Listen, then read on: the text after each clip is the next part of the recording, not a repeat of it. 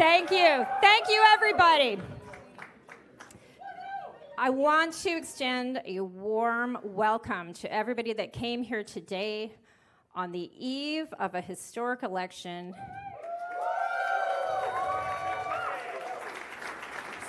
So that we can get properly fired up and ready for that last push. My name is Gwenna Mahoney, in case you hadn't heard that. And I am the candidate for Nanaimo, Lanceville, former NDP MLA, proudly BC Conservative.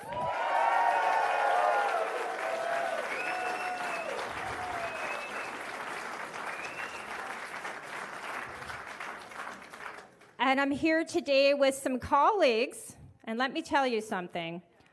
Every single one of your Conservative Party colleagues have been running an old school campaign, out knocking on doors, some of us a year in advance. For me, it's been 6 months, and boys that ever flown by. So I am going to have these candidates stand up when I say their names, and you can give them a nice shout out. There's Mike Harris. Right, Mike? John Corey.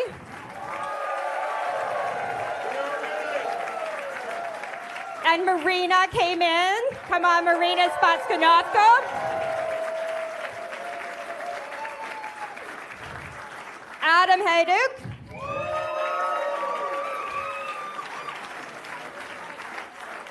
Where's Brett Fee?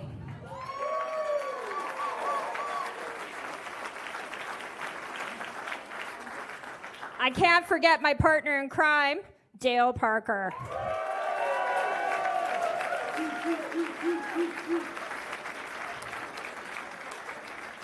In fact, we have amazing candidates all throughout the island. If I haven't mentioned you by name, I just want to say I am so thrilled that you are running for us and that you have taken on this challenge. What a difference 6 months has made. In fact, I would dare say that the Conservative Party of BC has put the island on the map, and today,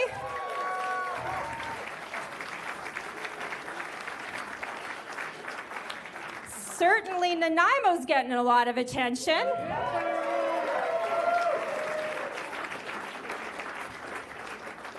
And that's because we stood up and we said, we want a better BC.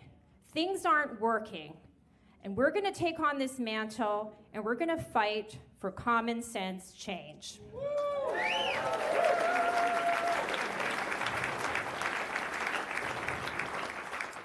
So let me tell you a little story about a man I know. We served across from each other in the legislature. This is a man who has served people for over 2 decades with integrity and with honesty. And despite the lies and the attacks, he stays firm, he stays strong, and he delivers a message of hope every single day. Ladies and gentlemen, without further ado, it is my honor to introduce to you the future Premier of British Columbia, John Rustad.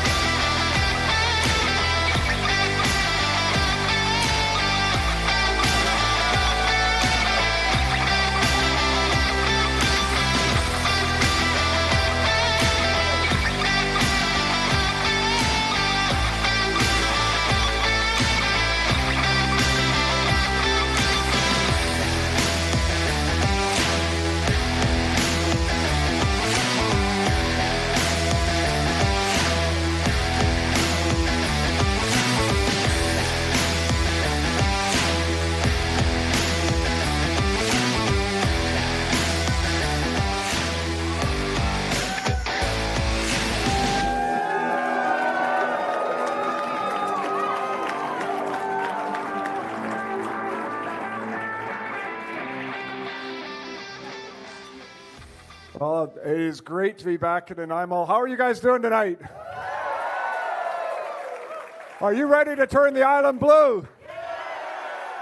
Are you ready to turn British Columbia blue? The excitement that's building around the province is unbelievable. The grassroots movement that's happening, it is really quite something. And I just want to take a hand and say thank you to all of our candidates. Thank you so much, Gwen. Thanks, Dale, for the work you're doing here as well. But thanks to all of our candidates across this island. It is really remarkable, the progress we're making. I mean, who would have thought the BC Conservative Party is leading on Vancouver Island?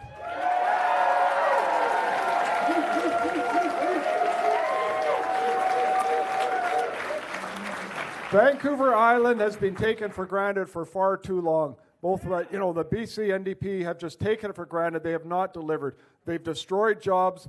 They haven't delivered on health care, our crime, the drugs in the streets. There's so much that's going on. And quite frankly, enough is enough. We need change. We need to bring common sense change and bring an end to this disastrous policies that we have been seeing from Victoria.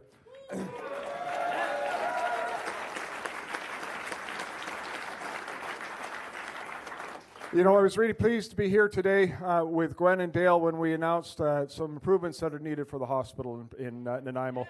There's no question when you look at the people on the north of the Malahat that they have not had the services that are needed in this island.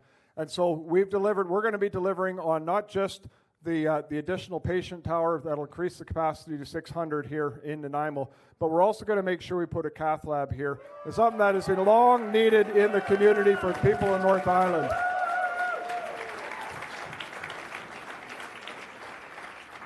And I tell you something, it's something that both Gwen and Dale have talked to me about. They've been pushing on this. They want to see this happen for the communities. They have been fighting hard, and quite frankly, they have done more in the months campaigning here for Nanaimo than the NDP have done in the last 7 years. I just want to thank them for that.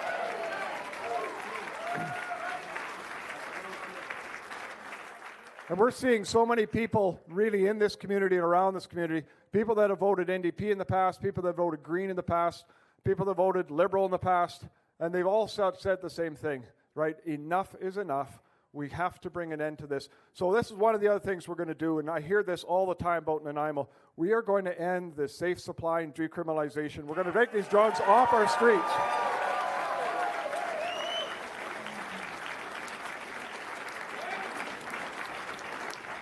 We're going to bring an end to David Eby and quite frankly, these drug dens that he's been putting around, destroying families, destroying the fabric of communities. We're going to make sure that we put an end to the drug paraphernalia machines hanging outside of hospitals. And he's removed them because he's embarrassed about them, but I know he wants to put them back. We're going to make sure they never come back, quite frankly.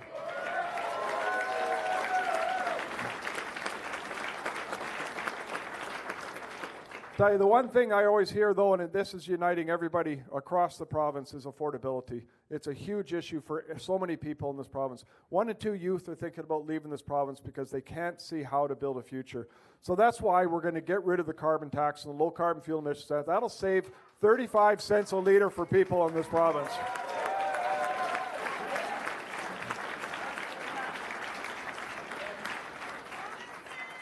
That's $1,200 a year for the average family in terms of savings. It's absolutely huge. The other thing that we're going to do is, look, you need 3 things to be able to survive. You need a place to live, you need food, and you need energy. So we're going to get rid of those taxes on the energy. But more importantly, for your rent and your mortgage and things like strata fees, we're going to make those tax deductible with the Rustad rebate. It'll save families $1,800 a year in taxes.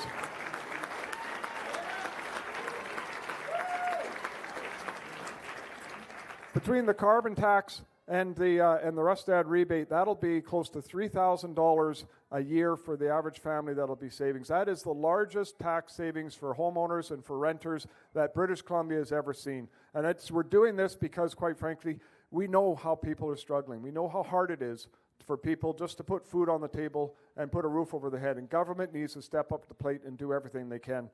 And to that extent, also, another big one for me, when I think about our changing climate and the things we need to do, we only procure 1/3 of the food we produce from BC.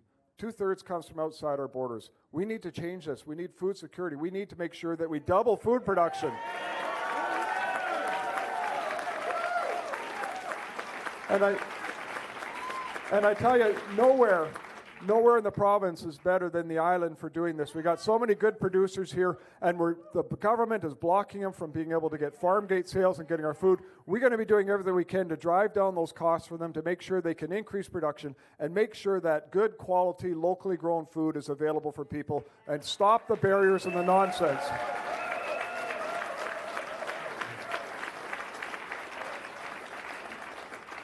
You know, when it comes to our economy, there's so much that we need to do, and I want to touch on this a little bit because our forest sector is really struggling in BC, and it has provided so much support for communities and families for generations.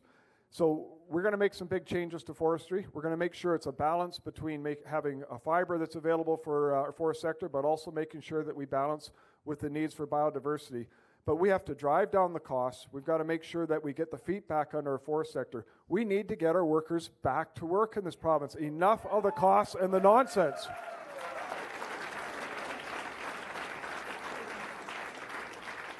But forestry is not the only thing that we need to be focused on in BC, certainly on the island here. You know, there is a huge opportunity that has been untapped, and that is, quite frankly, the Port of Alberni. It is a deep port. It has the ability to be a significant container port for us in British Columbia. And I'm sort of looking at it from a perspective of, if we can move the containers from Port Alberni to Nanaimo, it gives us an opportunity to look at having a logistics part here in Nanaimo for stuffing and redistribution, and then those containers then would go on to the rest of North America.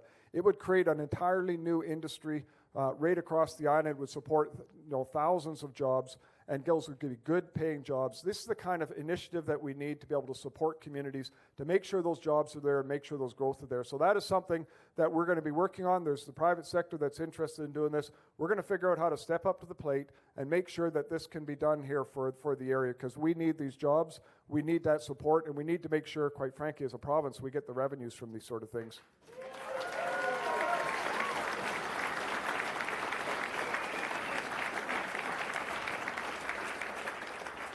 There's so much more that we need to do, really, to get our economy going, and government is in the way every single step of the way.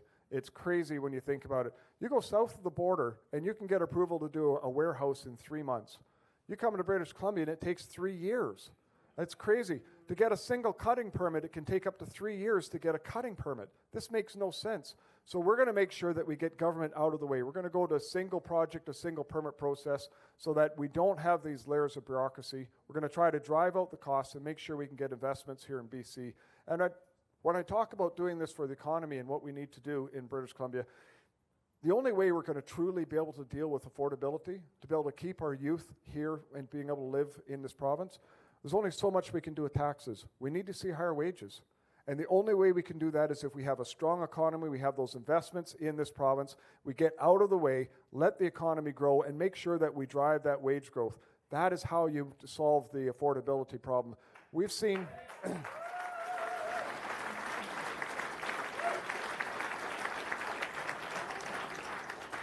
We've seen grocery prices in the last number of years go up 23%. We've seen housing under the NDP go up 55%, and yet wages have not kept up. They've been going up by 2 or 3% a year. It is not enough. And it's going to make some challenges, but we have to set the right environment to do this, which means we have to get the economy going. People ask, we got a $9 billion deficit under David Eby. $9 billion. That is larger, almost twice as large as what the deficit was when we had COVID and we shut down our economy. $9 billion. It's so easy for that to just roll off the tongue in terms of it. But the only way we're going to solve this is we cannot go back to the people and ask for more taxes. People are taxed to death. And so that's one of the reasons why... That's one of the reasons why we're going to pass legislation in the legislature that says there can be no new taxes or no increased taxes except by referendum. Let's put the power back into the people's hands.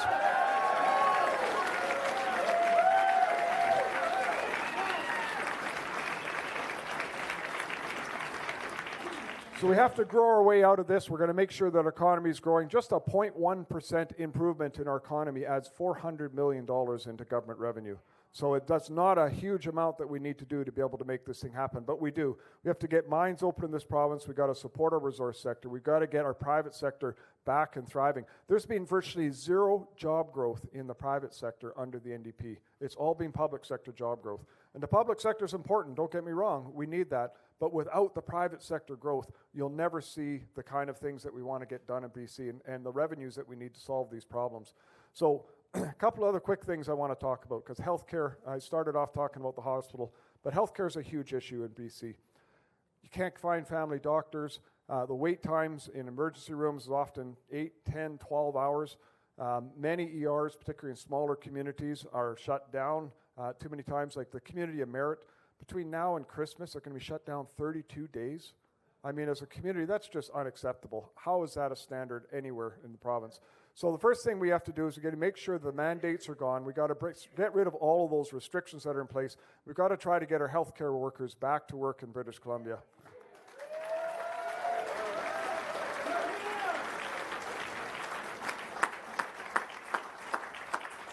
I mean, we need everybody we can working. And you know what? When government makes a mistake, and I think government did make a mistake, and I don't care which government it is that makes a mistake, we should admit it, and we should actually try to fix it. And so,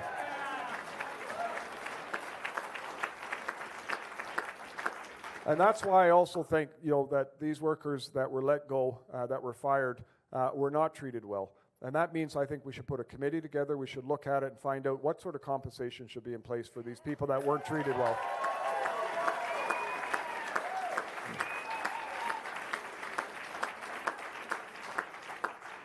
And, we have one other problem. We've got a lady who's running this province in terms of the provincial health officer who's gone.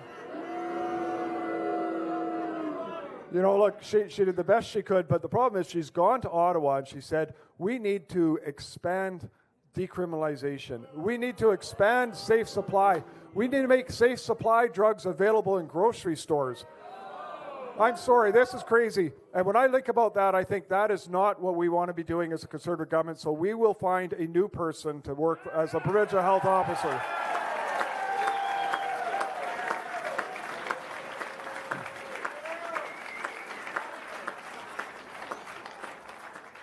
The key, in my opinion, in healthcare, though, is we've got to make sure that we're focused on patients. Our healthcare system right now is focused on a system, and it's serving a system, and it's not serving the patients well. It is collapsing. So we need to look at the models that are doing well in the world, these European-style models that are government pay, it's a single payer, but it's provided services by both government and non-government agencies. By doing that, it allows for better utilization of professionals. It allows for more innovation. And David Eby likes to go out and talk a lot about the Conservatives. Matter of fact, he talked about us twice as much as he talked about himself in his platform. And I'm okay with that, I'm okay with that kind of stuff. But just today he was in Nanaimo and he was saying the Conservatives are going to cut $4 billion out of health care. That's just a pure lie. We are going to be adding $3.8 billion over the first 3 years into our healthcare system because we need to make sure that we put the things in place. But he just, for some whatever reason, he likes to lie. And he says, we're going to bring in U.S.-style healthcare in British Columbia. And I'm like, we've talked about the European model now for 4 months. I think, David Eby needs a geography lesson. He's got to figure out where Europe is versus the United States. But anyway, I suppose that's a failure of our education system. But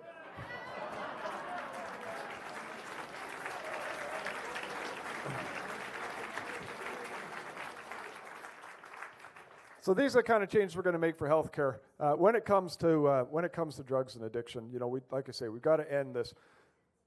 I just think, I was up in Campbell River a few weeks ago, and there's a monument there, and there is one small blue flag planted in the ground for every boy and man who's lost their life because of an overdose. 12,000 flags in the ground, and more are being added every month. And enough is enough. We've got to end this. There's, of course, women that have also passed from this, but it has been predominantly men that have passed from overdoses. This drugs, the decriminalization and safe supply have done nothing. They have only increased the problem. These safe supply drugs are getting into our schools. So this is why we have to bring that to an end. But we need to focus on being able to have recovery. We've got to be able to give people a path forward in life. And that means everything from doctor-prescribed treatment to short-term treatment and recovery to longer-term recovery and to what we call compassionate involuntary care and recovery.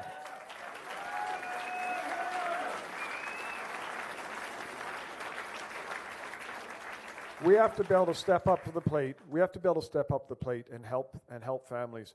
And there's been a number of tragic deaths of young children here recently.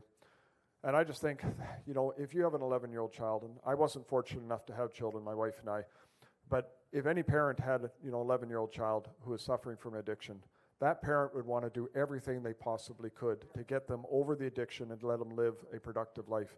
The challenge in British Columbia today is if that child did not want to go into treatment and recovery, you have no option. There's nothing you can do as a parent. You have to just sit there and watch the tragedy that unfolds of a child who is addicted. And I think that's wrong. So we're going to make sure we step up to the plate and put legislation in place, and we're naming it for Christian DeSoto. Christian was 13 when he was first addicted. The teacher in school knew he was addicted and didn't tell his parents. And so the parents found out a few days later, and they struggled for many years trying to get help, trying to get care. And unfortunately, Christian did pass from an overdose. So this is something we need to do, and it's the right thing to do for people in British Columbia to make sure that parents can do everything they can for their children in this province.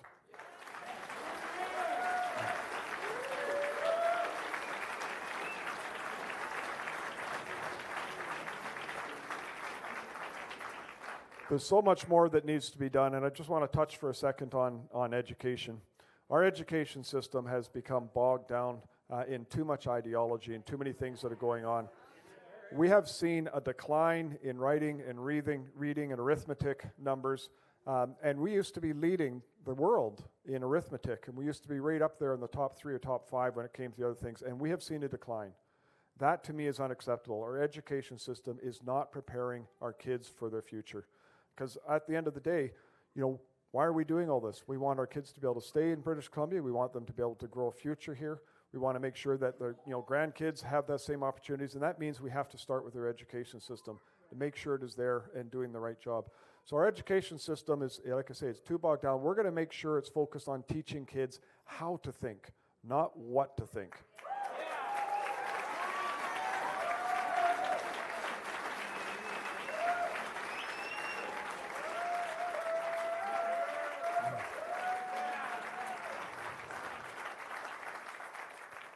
That means things like SOGI will be removed from schools.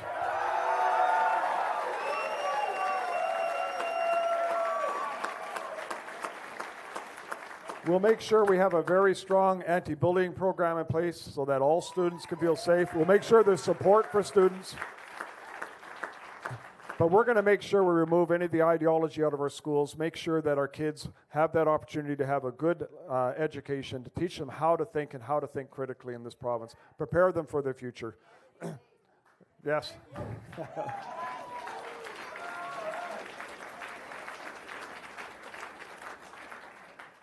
And so, maybe I'll just touch on one more thing, and because I think about this all the time.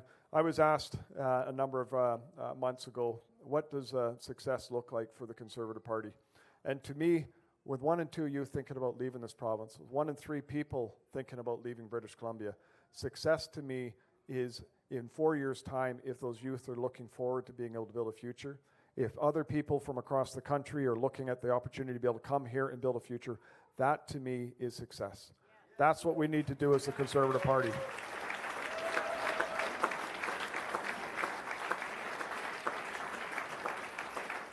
And to me, it's just simple. When I raise these things with David Eby, particularly when it was about, compassionate and voluntary care, he says those things, it's complicated. It's not complicated. It's just the right thing to do in British Columbia. So this is what we're going to do. We're going to make sure that we're very focused on delivering just common sense change in BC. We're going to make sure that everything we do as government is going to be focused on patients and on people and get rid of this ideology that's going on. It's going to be just simple work that needs to be done.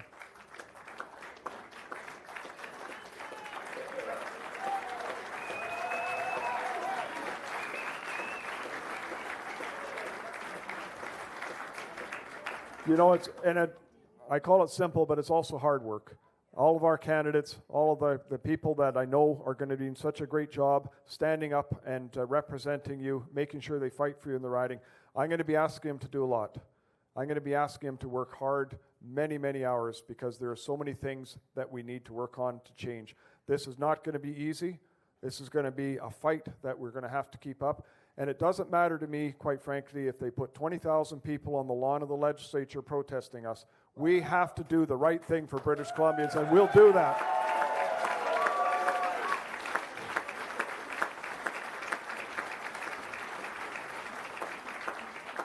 As the Conservative Party, we are determined to make sure that people can be proud to be British Columbians. We've got a government, I mean, never mind all the lies David Eby has said through the campaign and all the rest of these kinds of things. We've got a government who actually, the leader has said that it's okay for somebody to take their welfare check and spend it all on crack cocaine.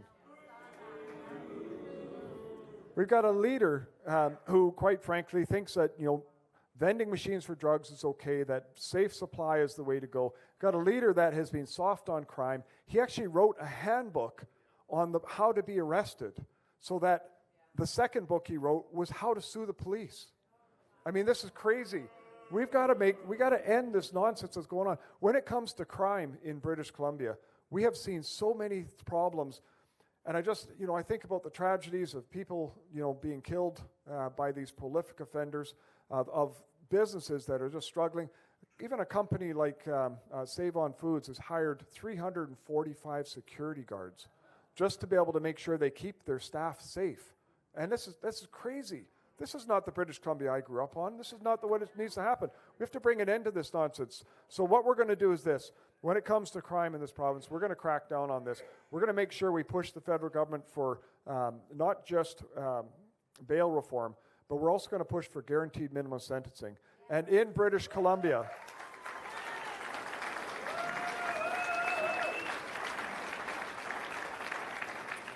we are going to add to the number of judges we have. We're going to add to the number of sheriffs we have. We're going to make sure that we have a separate stream for these prolific offenders that are out there doing so many of these crimes. 20% of the criminals are committing 80% of the crimes. We have to get them off the streets, so we're going to get them into the system within a week or two to get them off our streets and make sure that they aren't out there continually harassing. Free up our police to be able to do the job that they need to do to keep us safe. This is what we have to do in BC.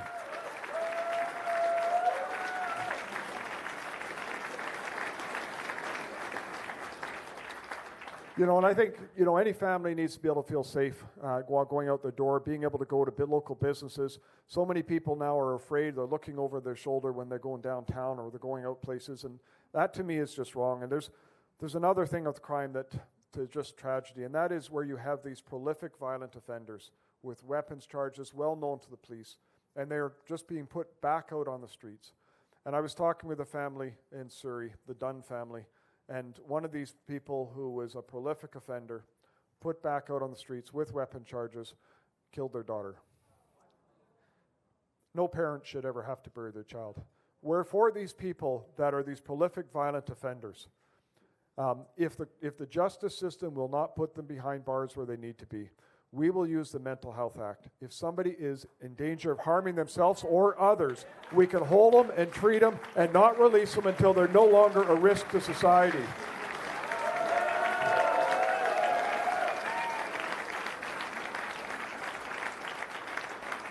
We have to get these people off our streets. And I tell you, no doubt there will be a challenge in court that says we're taking away their rights. We're taking away their rights by doing that. But I look at it this way. What about the rights of citizens in British Columbia? What about our rights to be able to be safe?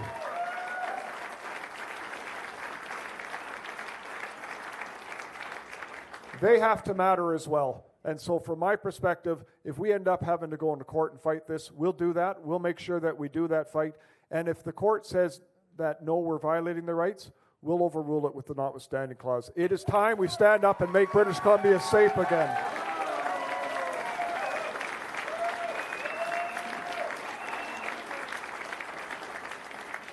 We're also going to bring an end to hate in this province. We have seen so much of it. I mean, I can't believe that an organization like Samidoun, led by Charlotte Cates, who was charged with hate crimes and sat on the desk of the Attorney General's office, and she refused to push forward charges. And then on September 7th, on the tragedy, the 1 year anniversary of the tragedy of what went on in Israel, this group was down in front of the art gallery in Vancouver, burning the Canadian flag, chanting, "Death to Canadians, death to Canada."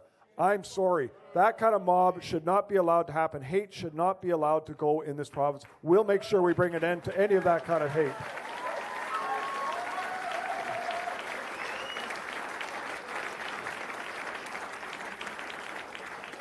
So I just want to close and say this. We have another 3 days to go in British Columbia with this campaign. We're campaigning hard. I know all of our candidates are out there. They're fighting hard every day to get those last votes out to fight this. We have seen record turnout in British Columbia. I think, quite frankly, that record turnout is showing that people are hungry for change. They're hungry for common sense in this province.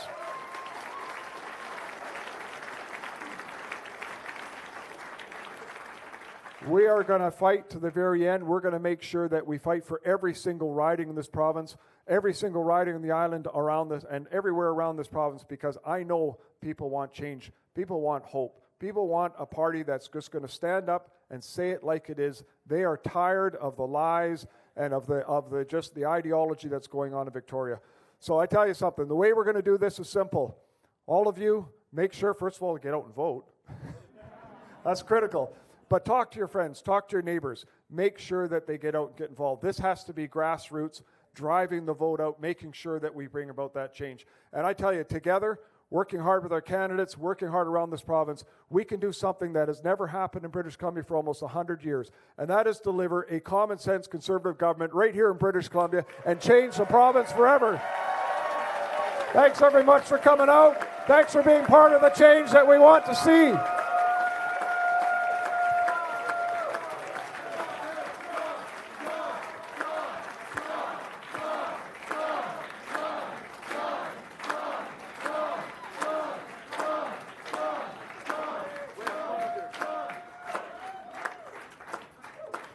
Nanaimo team, let's bring it home!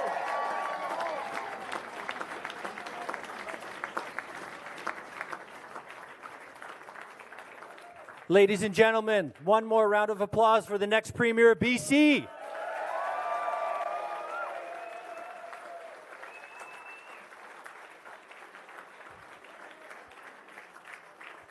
My name's Brett. I'm the candidate for Ladysmith Oceanside. John will be over in the corner if you want to form a line to take some photos with the next Premier of British Columbia.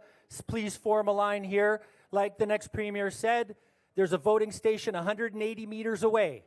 If you haven't voted yet, make sure you head right out there before 8 o'clock tonight. Talk to Dale. He knows where it is.